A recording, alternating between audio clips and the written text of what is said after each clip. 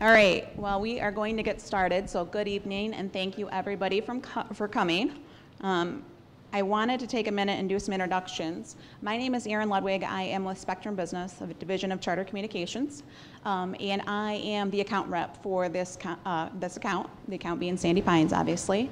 More importantly, someone you probably see a lot more. This is Andy Sosa. He is the manager here for technical operations supervisor, and he is the one that handles the technicians that are in and out of the park. So we are here today.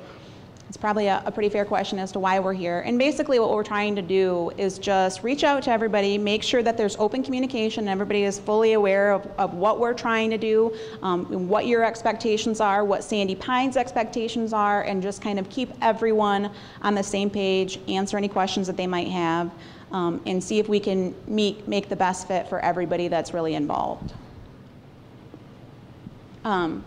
So I'm going to kind of tell you a little bit about the account and remind you of, how it's going to be a little bit different than some of the other accounts you probably had before with Charter. And I'll pre-warn you right now, I'm going to use Charter and Spectrum interchangeably. Spectrum is still Charter Communications, so I just want to throw that out there. But remember, this account is actually in the name of Sandy Pines. So this is Sandy Pines' account, so that you guys can have the opportunity to have the television product and the 60 meg internet at a much more affordable rate than you would be able to have it as a residential customer if you were to just have it independently. And when Charter went all digital, that was about in 2014. So if I can remember what year it is, that's only like 2.5 years ago. And that, just as a reminder to everybody, was done not because Charter thought it would just be the next cool thing. That was done because of the FCC laws that had changed in regards to how the signal was transmitted so that the FCC could get some of their airwaves back. And so when that happened, that's when we moved to the ClearQuam solution that you would have here, which is only available to business accounts. It's not something you could get at home.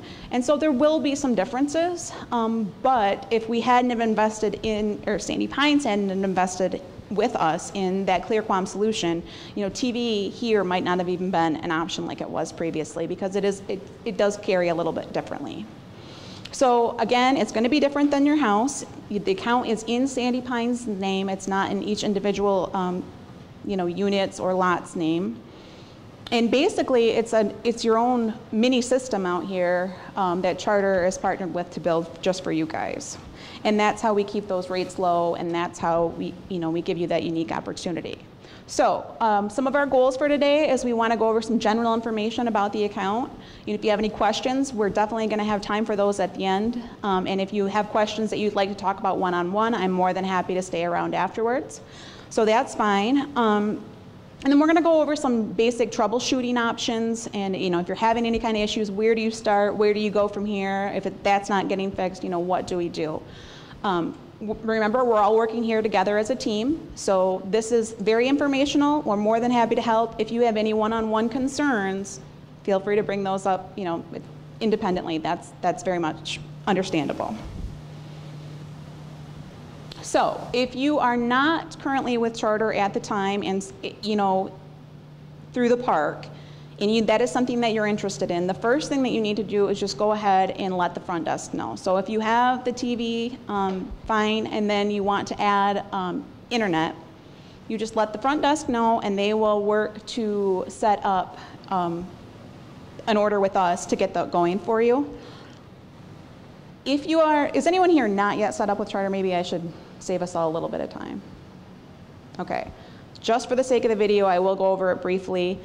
Remember, when we go there to set up your modem, we do need to have a device available to connect if you are setting up Wi-Fi. So you have to have a laptop there, you have to have something along that line. If you're purchasing your own router, make sure that you have a router that's compatible with our speeds. Charter starts at 60 meg. If you are working off of a DSL connection, you can be starting at speeds as low as 5 meg or even lower. So make sure your router is compatible with the faster speeds. And then one other additional reminder is that you do not have to have the you do not have to have it wirelessly. So if you are our current internet customer, you know, obviously you are still able to connect directly in through the modem to your device. So you don't have to have it wireless. We will go over a little bit more on the internet side in just a little bit to talk about some basic troubleshooting and all the different opportunities there. I want to talk a little bit of TV troubleshooting, a little bit about auto programming your TV from the QAM tuner, but that is not my forte. So this is where I turn the microphone over to Andy a little bit and just kind of let him basically touch base on some of the quick troubleshooting devices or troubleshooting tips for the TV. All right. Thanks, everybody. One thing that we run across is, like Aaron was saying, that some of the channels don't come in, or missing a few channels. If you just bring a TV from home, per se, and bring it here, and you hook it up, and you're like, okay, I'm missing some channels, that's where the auto program comes in. Every TV is a little bit different on the setup and the menu, but pretty much the same. You just got to make sure that it's set on coax or cable, not that it's on air, and then go ahead and do your auto programming. The TV does have to be a QAM tuner TV, okay? If you do not, then is it the office selling the boxes? The office has those available. Yeah. You can get a box with a fee from the office to accommodate you with the box. So, but if you're having problems with the box, since it's not our piece of equipment, we can't really assist helping you with that. You would have to go back to the office for them, but it's pretty much a cable in from us and then a cable out to your television. And I think maybe those boxes might have a HDMI connection to them or another way of connecting to your TV. So one TV might work in your bedroom and one might not. And it also, you're going to make sure that the coax in your trailer is up to our standards, that it's not old, bad connectors on it, bad splitters. We find that a lot. We have not been to your trailer probably ever, and we get there to do a modem install or what have you, and then we find all this stuff, which we fix while we're there. So we try to bring your trailer up to our charter standards so you don't have any problems with it, that you're going to the office saying, hey, I'm missing this channel or that channel. The technicians that I have come out here, some of you call in, you set up an appointment, and some of those things that happen is when you call in and you say, I live at this residence, because we are, like Aaron said, we are under a commercial account. They can't find your lot number from the information that you give us, because per our billing system, it's set up as phases, not by the letter like K, D, wherever you are. So that's where the problem lies in. They put the work order in, and then the technician comes, gets it, and he looks at it. We know where the park is, but we don't know what lot to go to because that information isn't there, and then the tech don't show up. And that's when you guys get frustrated, and I totally understand that, and then you go to the office and then say, hey, the technician never showed up. So Mary at the office will contact me through an email, what have you, and then either myself, most of the time, would come out and do a little work in the park and then go and take care of the problem for you if I can. I don't have all the answers why some things don't work, but I can bring that up higher above me that will take a look and see what's going on out there with your cable stuff. Touching on the modem and stuff, if you have it there, we're more than happy to hook it up, make sure it's working, but if there's no device to test it, we have no idea, and then we leave, and then you get your laptop out there and then it's not working. So it could be your router. So basically the lights on, I should have brought one, but the lights on the router, on the modem, have to be on. You'll get one that's flashing, it'll say link light, it'll be flashing on there, and that's just communicating with your device, your router. So with that being said, you just got to make sure that all those lights are on, then plug your router in, and then it should work. It's pretty much a plug and play, but sometimes if you bring a router from home, the same password and everything is there will happen, the same as if it was at home. But sometimes when you get a router from home, some people say, well, I don't know what the password is. Well, I don't know what it is either. So you can't log in and connect to the router. So, but that's where you come to the office and say, my router isn't working. So is it the router or is it our modem? We do have modems that go bad sometimes. I do admit that it does. It's just an electronic device that's going to go bad. So we had a couple. So they'll get a hold of me and then we'll come out and replace it for you. But if it's something other than that, you know, we're just trying to give you some tips on troubleshooting it so you're not worrying about, hey, my TV's not working. But if you exhausted all those tips and you just don't know, then obviously come to the office and ask what lot number you're at and when you're going to be there. We've done that where we came out and maybe you're visiting a neighbor or you went to the office for a minute and then we show up and you're not there and then we leave and then you come back to the office and say the tech never showed up and we were there but you just weren't there at the time. So that happens sometimes too. We just miss each other and we try to go back if we can, if we have time. So anybody got questions on what I just mentioned? No? Yeah. The instructions that they're providing right now for contacting Charter, I'm not sure those instructions are correct. And my experience when I call Charter, especially for internet, is that we have multiple accounts. They can only put so many cable modems on a single account. So even though we might have one TV account, I think, and correct me if I'm wrong, we have many different internet accounts. So when you call customer service, the first thing they have to do, of course, is locate the right account. And the only way that I've been able to figure out how to get them to do that is I give them the MAC address off my modem, and then they search on the MAC address and they find the account right away. If I give them a lot number, they don't seem to be able to find the right account. They'll say, I can see so many different internet accounts here, I don't know which one you are. And so for internet especially, I'm not sure the instructions they're giving us to give a lot number. In my experience, that doesn't always work right.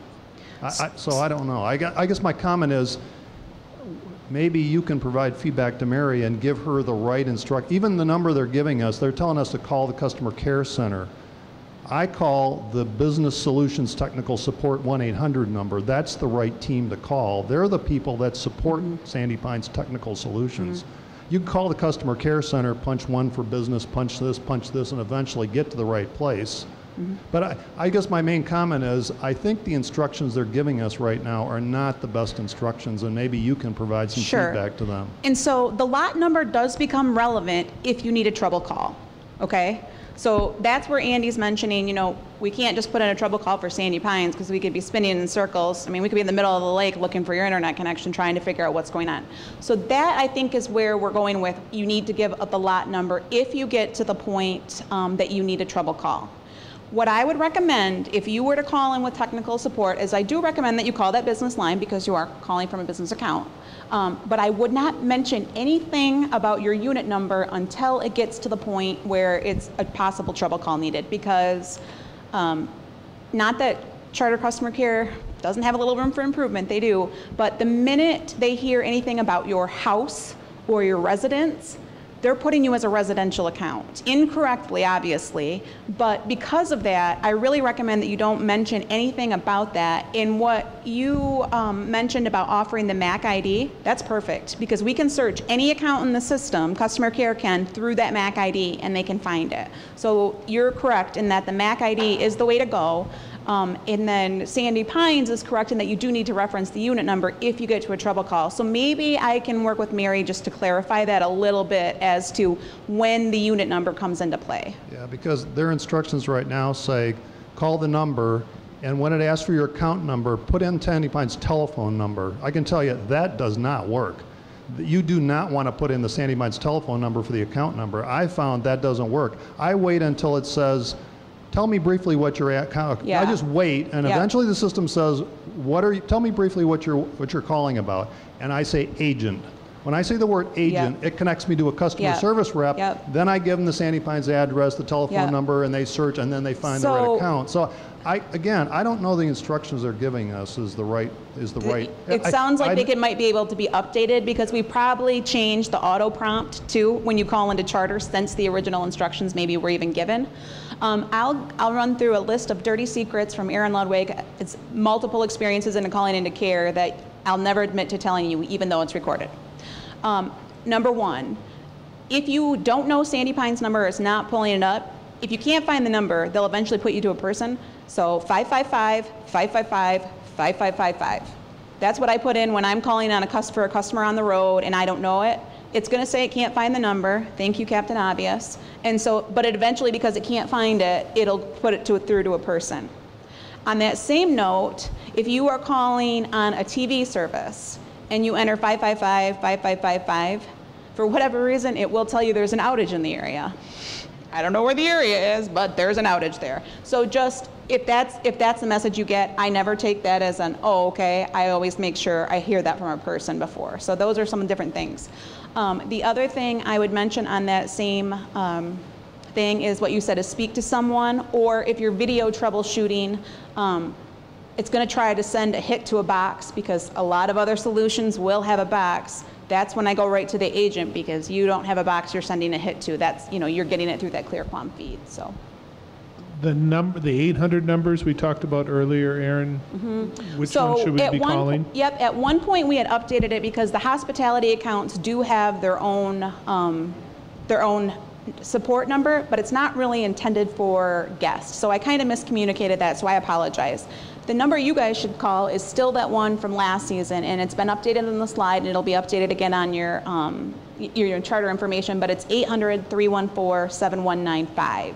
If Sandy Pines has an issue, they will call that hospitality number, because they know then they're talking to an authorized user and everything on that.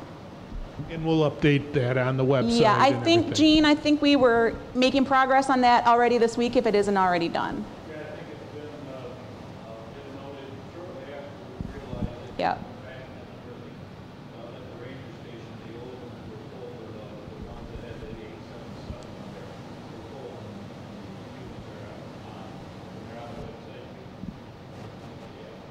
Perfect. So that number has been updated. That was my miscommunication, so I apologize for that. The number you should be calling, 800-314-7195. I have some question I'd like to ask. Sure. I realize that you have a 6-month agreement contract with Sandy Pines for internet service. Mm-hmm. Now, there's a lot of people like me, might be here only 3 months in the summertime. Now, you charge $180 for the 6 months and everything. Well, you offer it to regular customers for $29 something per month, which comes out 6 months, $180. But yet, I'm here June, July, and August, and I tried to get my service hooked up last week. You might have been the one that called me on Thursday, said we cannot hook your service up because we have an agreement with Sandy Pines. You have to go through them. Well, why don't you offer something for like 3 months too? I realize you maybe you're going to make as much money at it. So if we were to do that, you would not be able to have the TV you would not be able to have your TV, because what's happening is that it's like an all or nothing approach, basically, in order to give you the rates for the TV and everything that's locked in. So that $24.99 or the $29.99 or whatever the internet charges itself is not going to change, because it is a long-term agreement that is set up with Sandy Pines. Same thing with the television. If we were to say leave the TV in the situation that it is, okay, and you were to not get the modem, the price wouldn't change. But if you were to go in and we can't add a. What's this got to do with my internet service? You're talking about TV. Well, what I'm trying to make a point, but I'm taking a long time to get there, so my apologies.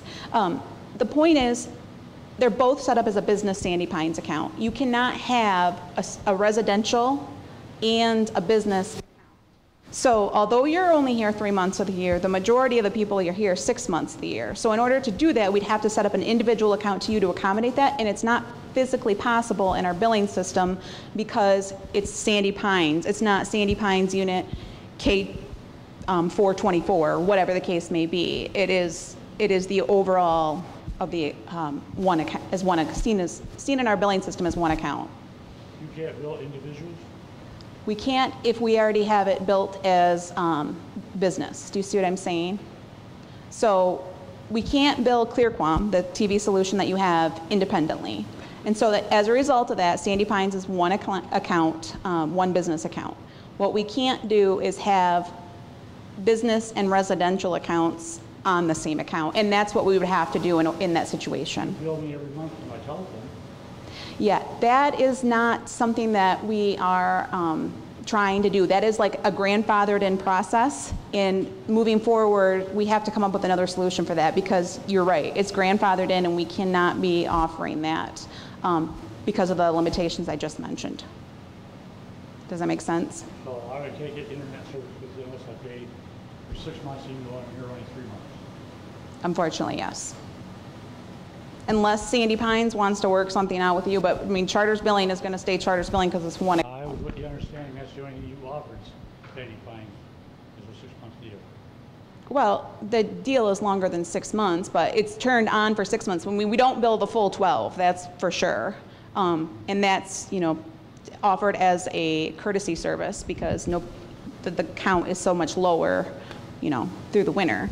We don't have to do it that way. The contract's actually over 5 years, but because we understand it, we do a seasonal suspend in the winter.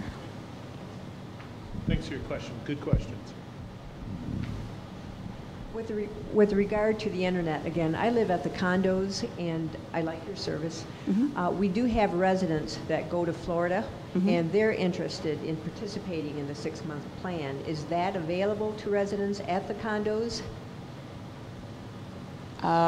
Jean? We're members of the park. I don't know why it wouldn't be then, right? It's part of Sandy Pines. Yeah, if it's part of Sandy Pines, it should be. So, When we originally went into it, I think that Tom said it would have to, if they were here for 12 months, that they would have to go through 2 billing cycles. And I'm good with it if you guys can make it work on your end. But they're 12-month residents as opposed to 6. we have residents that live here for the summer, 6 months, and then they go to Florida for 6 months. Yeah, if Yes. as long as they were in that 6-month range, I don't see that being an So issue. they- I don't think that was ever made clear that All right, that was what was needed. great. They could make that work. That's All right, and I know they can. Yep, yep, and that would be fine, and so that would be something they would still start with Mary, right, to see and let them know, and then we'll just go from there. Mary, do you have the same cable TV? Yes. We do. All right. Oh, yeah, yeah. Yeah, All right, we'll Yep. be in touch with Mary. that's true. He's hiding. All right, I do have plenty more to talk about, so I'm going to continue at this point, and then if you guys, I have no problem with interjecting questions, but let's get through the next little piece here, and that might answer the next round of questions for you. So as I mentioned, you know, Charter does offer technical support if you are having issues with your modem and router or whatever the case may be. So I want to go over some basic talking points. You're at your property and you are sitting there working, you have a wireless connection, and all of a sudden you can't connect online, okay? The number one step you should do is a basic reboot. It usually clears 95.678%. I made that number completely up, but it clears a major majority of the problems. So how do you do a basic reboot when you're looking at multiple devices, okay? So when you think about how that computer is finding the connection, it's going through the computer, then it's looking through the router, and the router is looking for the modem. So first thing you do is shut them all down, okay? And then when you turn them on, you need to turn them on in this order and make sure they come all the way up before you try to start the next device. So first you start with your modem. You wait till all the lights come on, you wait till it's all good and golden, it's not changing or flickering. Then you go to your router, and then you turn your router on. You wait till that's found all its connections before you go and turn your computer back on and have it look for that signal. And then it should automatically be going back and finding it. If you don't do it in that order, it's not going to know to look for the new signal that you just found in the middle device or whatever the case may be. Anything you want? And for rebooting, Aaron was talking about earlier, is unplug your power cord. Just wait a few minutes and then plug it back in. You don't have to take it out where it is. Just reset it that way. Like she said, and make sure, because what happens is the modem gives an IP address to the router, and then the router gives IP address to your wireless devices. If you got like 5 or 6 devices, chances are your router might not support all that, so you could get kicked off of one device or another as you're using it. So we found that out as well, and not just here in Sandy Pines, but out in the residence area. We found that out to be some of our trouble calls. So on that note, if you don't have a router and you're plugged in, you know, direct, same thing. You just got to make sure you turn them all off and then you have them come back up. At that point, then I would recommend trying to go to a couple different websites and see. Like I said, that should clear a large majority of the trouble call, or I'm sorry, the issues that you're having before you get to the point of a trouble call. The trouble calls are also on our trouble call tips are also on our website. You can go there. I know you got to have internet to get there, but if you can get access to the internet still and you still have a problem with the computer, you can do some troubleshooting through our website. There's a section there on troubleshooting on our telephone, TV, and our internet service. And to be honest, that's where I pulled a lot of this from because it's pretty simplified. So that really does help. Same thing is, let's say you're able to connect to the internet, but you think it's really slow. It's not feeling like you're getting the full 60 meg connection. So on SpectrumBusiness.com, Spectrum Communications, all of those, even any of those sites are going to have a speed test site where you can literally ping our system and it'll send the ping back and it'll tell you what speed you're getting. Couple things to remember with that is, number one is make sure you're not going through a router when you run that test, because the router is going to have some, depending on the router, is going to have different limitations and it might be actually slowing it down. So on that note, if something were to ever happen to your router, or let's say you decided you wanted to add it wirelessly and currently you were just hard plugged into our modem, you want to make sure when you buy the router, you're buying one that's able to receive the speeds we're sending you, or otherwise you're basically wasting money. Because some of those routers are still designed for a DSL connection or a more basic connection, and so they might cap speeds at 20 meg or even lower, honestly. If they do that, then us sending you 60 meg is not still going to make your end device, because the router is basically going to slow it down like that. So that's something very important. And if you're having other specific connection issues, or you have any general questions about maybe connecting a different device, I do really recommend the troubleshooting tips on SpectrumBusiness.com. They literally have the frequently asked questions and they kind of walk you through.